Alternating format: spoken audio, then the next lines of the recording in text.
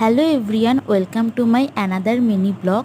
তো সকালবেলা ঘুম থেকে উঠে পড়েছিলাম আর ফ্রেশ হয়ে মা দিয়ে দিয়েছিল হচ্ছে আদা দেওয়া চা, আর তার সাথে দুখানা মেরি বিস্কুট নিয়ে নিয়েছিলাম আর খেয়ে খুবই আরাম লাগছিলো গলায়। তো তারপর খেয়ে নিয়েছিলাম ম্যাগি, আর ম্যাগি খেয়ে আমি রেডি হয়ে নিয়েছিলাম আমার গন্তব্যস্থলে যাওয়ার জন্য। তো চলে এলাম স্টেশনে, আর ওয়েদারটা খুবই মেঘলা মেঘলা ছিল।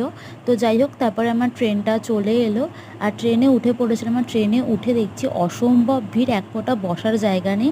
যাই হোক, একটু ভিড়টা কমার পর তারপরে বসার জায়গা পেয়েছিলাম। তো তারপর আমার গন্তব্যস্থলে নেমে গেছিলাম আর সেখানে চলে যাচ্ছিলাম, সেখানে সব কাজ বাজ মিটিয়ে তারপরে আবার ট্রেনে উঠে পড়েছিলাম।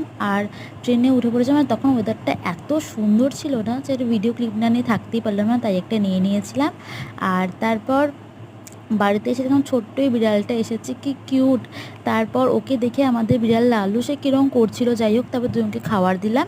তারপর মা দেখলাম আমার জন্য চাউমিন বানিয়েছে, সেটা খুবই টেস্টি ছিল, অবভিয়াসলি মায়ের হাতের বলে। আর তো তারপর রাত্রিবেলা ডিনারটা খেয়ে নিয়েছিলাম মাছের ঝোল আর ভাত, অবভিয়াসলি বাঙালি বলে কথা। তো তারপর আর শরীর দিচ্ছিল না, তারপরে ঘুমিয়ে পড়েছিলাম। এরকমভাবে দিনটা কেটে গেল। এরকম ব্লগের জন্য more like and subscribe. Okay bye, tata. আবার দেখা হবে অ্যানাদার মিনি ব্লগে।